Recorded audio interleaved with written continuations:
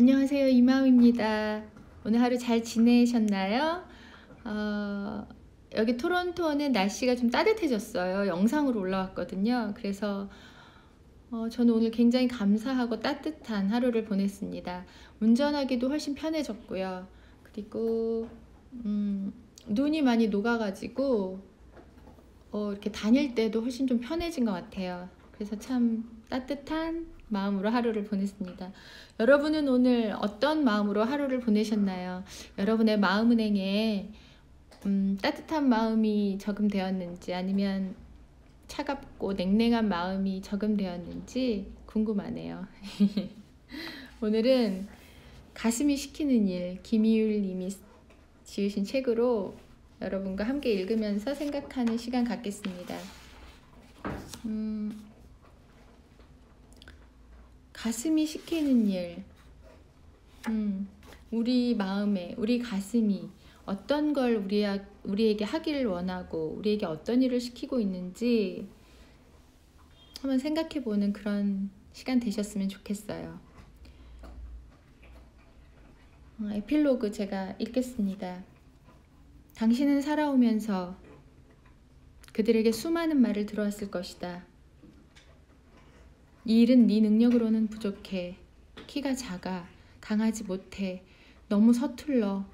이번에는 양보해. 그들은 할 수 없다고 당신에게 말해왔고 당신은 침묵으로 그 말에 수긍했다. 그리고 뒤돌아선 그들의 등 뒤에 대고 당신은 나지막히 이런 말을 쏟아냈다. 너희 때문에 기회를 놓쳤다고. 더러워서 못 살겠다. 이렇게 무시를 할 수 있느냐고. 기회를 놓친 것, 경쟁에서 밀린 것, 손해를 본 것, 실패를 한 것 등 모두 다 그들의 탓으로 돌린다.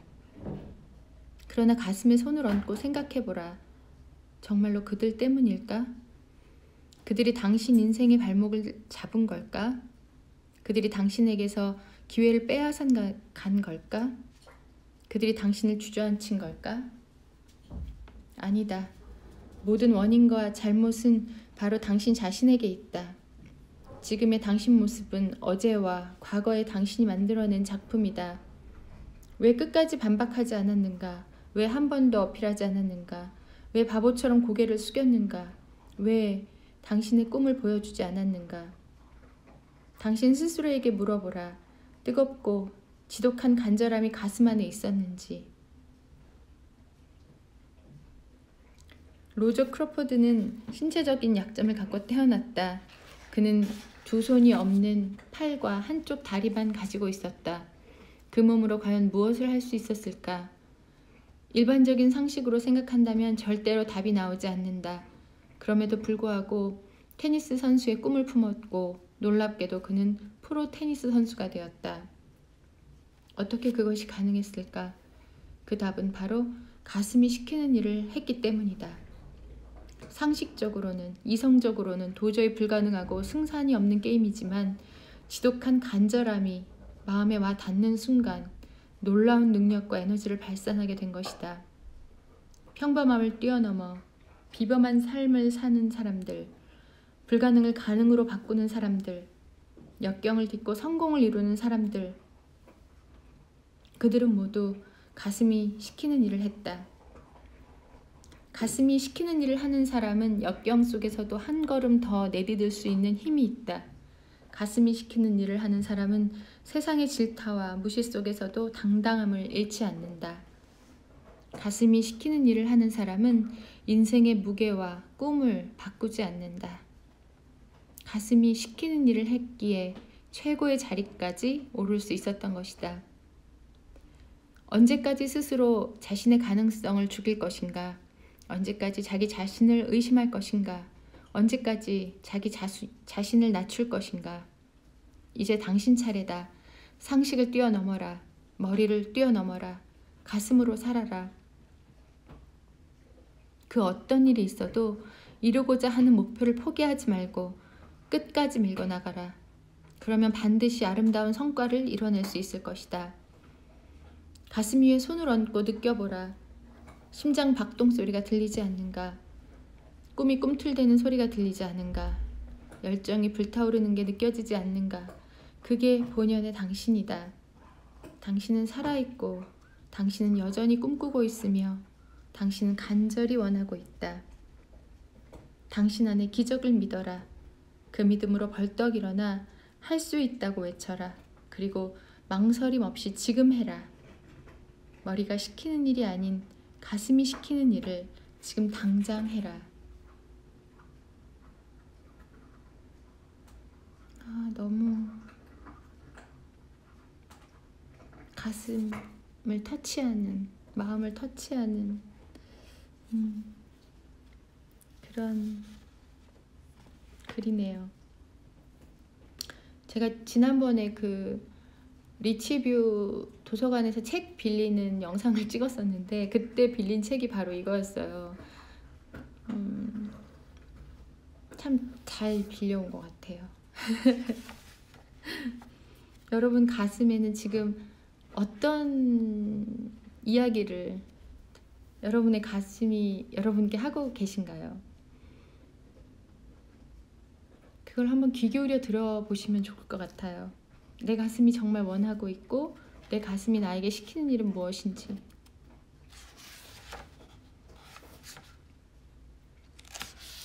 여기 그 가슴이 시키는 일을 성실하게 해내고 그리고 모든 역경과 가능성, 모든 우리의 상식을 깨고 성공을 이룬 사람들, 불가능을 가능으로 만든 사람들의 여러 가지 모습이 소개되고 나와 있어요. 그 중에서 저는 오늘 이태석 신부님에 관한 이야기를 여러분께 읽어드리고 싶습니다. 아마 많이 다큐멘터리도 보시고 또 책도 보시고 아마 그랬을 거예요. 저도 굉장히 진한 감동을 받았었고 이태석 신부님이 이제 병이 들어서 한국에 오시고 또 이렇게 다큐를 찍으신 적이 있었는데 그때도 진짜 그분이 병이 나으셨으면 그 TV를 보면서 제가 간절히 막 기도했던 그 생각이 납니다. 가슴이 시키는 일. 오지 중에서도 오지인 아프리카 수단 남쪽의 작은 마을 톤즈. 내전으로 인해 200만 명이 이상의 목숨을 잃고 기아와 빈곤, 질병에 허덕이는 최악의 마을로 불리는 그곳에 어느 날 낯선 남자 하나가 나타났다. 병원 하나 없는 그야말로 열악하기 그지없는 곳이었다. 마을 사람들은 모두 경계의 눈빛으로 낯선 남자를 바라보았다. 사람들은 그를 향해 이렇게 물었다. 누구요? 여긴 왜 왔소? 왜 여기에 온 거요? 남자는 바로 대답하지 못했다. 마을 남자들의 모양새가 너무나 무서웠기 때문이다. 마을 남자들 대부분은 아랫니 3개가 뽑혀 있었고 이마에는 V자 모양의 칼자국이 그어져 있었다. 나중에 알았지만 그건 용맹스러움을 상징하는 표시였다. 남자는 떨리는 목소리로 대답했다. 저는 한국에서 온 이태석입니다. 그리고 여기에 온 이유는 여러분과 함께 살기 위해서입니다. 우리랑 함께 산다고요? 네, 그렇습니다. 남자와 마을 사람들의 만남은 이렇게 시작되었다. 그가 이곳에 오기까지는 우여곡절이 많았다. 그는 1962년 부산에서 10남매 중 9번째로 태어났다. 어린 시절에는 음악에도 재능을 보였고 공부도 썩 잘했다. 우등생이 된다가 반듯하고 착한 모범생이기도 했다. 엄마 나 또 100점 맞았어.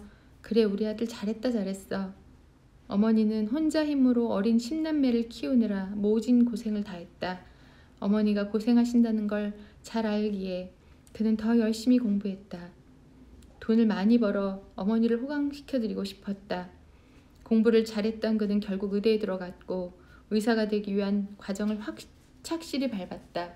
군대도 군의관으로 복무를 했다. 그런 그를 보며 어머니는 손을 잡으며 눈물을 훔쳤다. 내가 고생한 보람이 있구나. 내 자식 중에 드디어 의사가 탄생하는구나. 그러나 그의 마음속에는 이미 딴 생각이 자리 잡고 있었다. 언제부터인가 그는 신부가 되고 싶었다. 어느 날 그는 용기를 내어 어머니에게 그 사실을 털어놓았다. 어머니 저 사제의 길을 가고 싶습니다. 아들의 뜻밖의 말에 어머니는 넋을 놓고 말았다. 형제들도 당황하기는 마찬가지였다. 너 지금 제정신이니? 어머니가 어떻게 살아오셨는지 몰라서 그래? 그게 말이 된다고 생각해? 미래가 보장된 의사의 길을 놔두고 사제의 삶이라니. 안 돼. 정신 차려 이 녀석아. 어머니와 형제들은 눈물을 흘리며 급구 말렸다. 하지만 그의 고집을 꺾을 순 없었다. 그는 결국 신학대학에 입학했고 2000년에 사제 품을 받고 마침내 신부가 되었다. 그리고 2001년 가을 어머니께 편지 한 장을 남기고 사람의 손길이 절실히 필요한 가장 가난한 땅 톤주로 주저없이 떠났다. 어머니 죄송합니다. 마음의 명령을 거역할 수 없어 이렇게 떠납니다. 비록 의사 아들은 아니지만 절대로 부끄럽지 않는 아들로 살아가겠습니다. 그가 톤주에 와서 제일 먼저 한 일은 아픈 사람들을 치료해주는 것이었다. 마을 사람들은 단 한 번도 의료 혜택을 받아본 적이 없었다. 그래서 아픔으로 인해 고통받는 사람들이 한둘이 아니었다. 전쟁으로 인해 다리를 잃은 청년들과 소년들, 영양실조로 쓰러진 아이들, 뼈가 다 드러난 채로 살아가는 할아버지, 한쪽 팔이 없는 할머니, 말라리아와 콜레라로 죽어가는 사람들, 나병 환자들. 그는 불빛도 없는 움막 진료실에서 아픈 사람들을 진찰하고 치료했다. 진료실 앞은 순서를 기다리는 사람들로 긴 행렬을 이루었다. 그는 한 명이라도 더 고통에서 덜어줘야 한다는 생각에 이른 아침부터 밤 늦게까지 쉬지 않고 일했다. 또한 병원까지 찾아오지 못하는 사람들을 위해서 오지 마을을 순회하며 진료하기도 했다. 이대로는 안 되겠어. 병원을 쥐어야겠어. 환자들에게 더 좋은 환경을 제공하고자 그는 마을 사람들과 함께 힘을 모아 병원 짓기에 나섰다. 그렇게 해서 톤주강의 모래를 직접 퍼다 나르며 1년여 만에 병실 12개가 있는 병원을 완성했다. 그러나 그의 도전은 거기서 끝나지 않았다. 이번에는 학교 세우기에 도전했다. 배움만이 이 땅에서 가난과 절망을 몰아낼 수 있는 유일한 방법이라고 생각했기 때문이다. 그는 다시 또 팔을 걷어붙이고 학교 짓기에 모든 열정을 쏟았다. 기둥이 올라가고 벽돌이 쌓이면서 점점 교실의 모습이 갖춰지기 시작했다. 마침내 교실에 책상과 의자가 들어오고 칠판도 걸렸다. 신부님 학교가 다 지어졌어요. 그렇구나. 내가 너희들을 가르칠 선생님들을 구해 올 테니 이제 글도 배우고 수학도 배우렴. 알았지? 아이들은 학교를 다닐 수 있다는 사실에 마냥 행복해했다. 그는 전쟁으로 인해 마음의 상처를 가진 아이들을 치유해주기 위해 또 다른 놀라운 계획을 준비했다. 바로 35인조 브라스 밴드를 만드는 것이었다. 어느 날 그는 한국으로 가 트럼펫, 색소폰, 클라리넷 등 악기를 한 트럭 가지고 돌아왔다. 반듯한 단복도 마련했다. 신부님, 그런데 이거 어떻게 불어요? 내 손과 입 모양을 잘 봐. 뿌뿌 소리 나지? 이렇게 하는 거야. 너희들도 한번 해봐. 아이들은 악기 소리에 신기해했다. 얼마 후 마을에는 총소리 대신 아름다운 음악소리가 울려 퍼졌다. 브라스 밴드는 점점 유명세를 탔으며 정부 행사에 초청되게 이르렀다. 아이들은 마냥 행복해했다. 그 역시 행복했다. 어느새 그는 그 마을에서는 없어서는 안 될 중요한 존재가 되어가고 있었다. 아이들뿐만 아니라 마을 어른들도 그를 잘 따랐고 그를 친구로 대했으며 그를 존경했다. 그러나 그에게 감당할 수 없는 고통의 시간이 찾아왔다. 2008년 11월 아주 오랜만에 한국에 들렀을 때 대장암 사기라는 판정을 받은 것이다. 그는 그 자리에 주저앉아 눈물을 흘렸다. 죽음에 대한 두려움도 커지지만 그보다 더 이상 톤주에 돌아갈 수 없다는 것이 가슴 아팠다. 그곳 아이들과 사람들에게 아직도 해줄 것이 많은데 더 이상 해줄 수 없다는 사실이 마냥 안타깝고 미안했다. 그렇다고 죽음을 기다릴 수만은 없었다. 그는 병원에 가는 대신 죽는 그 순간까지 뭔가를 하고 싶었다. 결국 그는 대림동에 있는 공동체에 머물며 자기보다 더 힘들어하는 이웃들에게 봉사를 하며 지냈다. 그는 눈을 좋아했다. 그래서 눈이 내리는 아름다운 날 자신도 하늘나라로 돌아가기를 바랬다. 그리고 결국 그는 바람처럼 2010년 1월 어느 날 영원히 눈을 감고 말았다. 그가 영민했다는 소식이 톤즈 마을에 전해지자 사람들은 하염없이 눈물을 흘렸다. 신부님, 우리를 놔두고 이렇게 가시면 어떻게 해요? 신부님 보고 싶어요.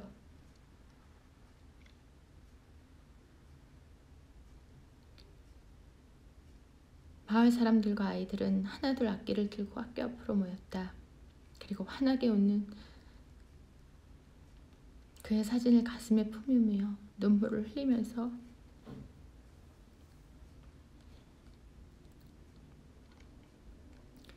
마을을 행진했다. 아이들은 이제는 다시 볼 수 없는 한 남자를 위한 마지막 곡을 연주했다.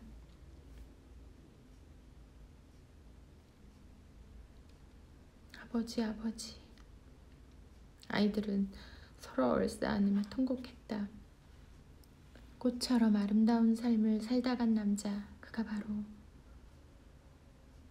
이태석 신부이다. 여러분 죄송합니다. 제가 그때 봤던 그 다큐가 생각이 나고 그때 그 너무나 예쁜 까만 눈을 가진 아이들이 그 연주를 하면서 막 울었던 게 생각이 나서 보기 매운데요. 참 너무 정말 훌륭하신 정말 존경하는 정말 이태석 신부님이십니다.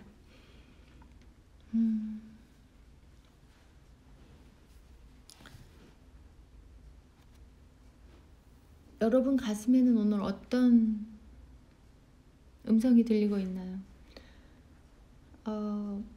어떤 일을 할 때 여러분 가슴이 따뜻해지고 어떤 일을 할 때 그 무엇도 보이지 않고 오로지 그 일만 보이고 기쁘고 행복하고 즐겁고 사랑이 막 샘솟는 그런 느낌이 나나요?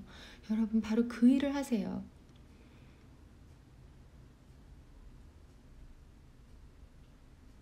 어떤 일이든 큰 일이든 작은 일이든 중요하지 않고요. 여러분이 가슴속에 있는 그 음성이 들리는 대로 여러분 오늘 하루의 삶을 시작하시는, 하루의 삶에서 가슴이 시키는 일을 실천으로 옮길 수 있는 그런 하루가 되시길 바랍니다. 그 일을 실천했기 때문에 이태석 신부님은 이렇게 우리들에게 아름다운 사랑의 마음을 전할 수 있었고요. 그 일을 실천했기 때문에 그의 죽음이 결코 헛되지 않는 죽음이 되었다고 생각합니다. 여러분 오늘 하루의 삶 속에 저와 여러분 그 각자의 가슴 안에 있는 그 음성을 듣고 귀하고 보배로운 하루의 삶이 되시기를 간절히 저도 기도하겠습니다. 함께 책 읽는 거 들어주셔서 너무너무 감사하고요. 한 분 한 분 제가 어떻게 표현할 수는 없지만 너무너무 감사합니다. 여러분 정말 축복하고요. 제가 할 수 있는, 제가 마음으로 전할 수 있는 모든 사랑을, 진정한 제 마음의 사랑을 여러분께 이렇게 전할 수 있어서 너무 감사하고 행복합니다. 여러분 함께 읽어주셔서 감사합니다. 안녕히 계세요.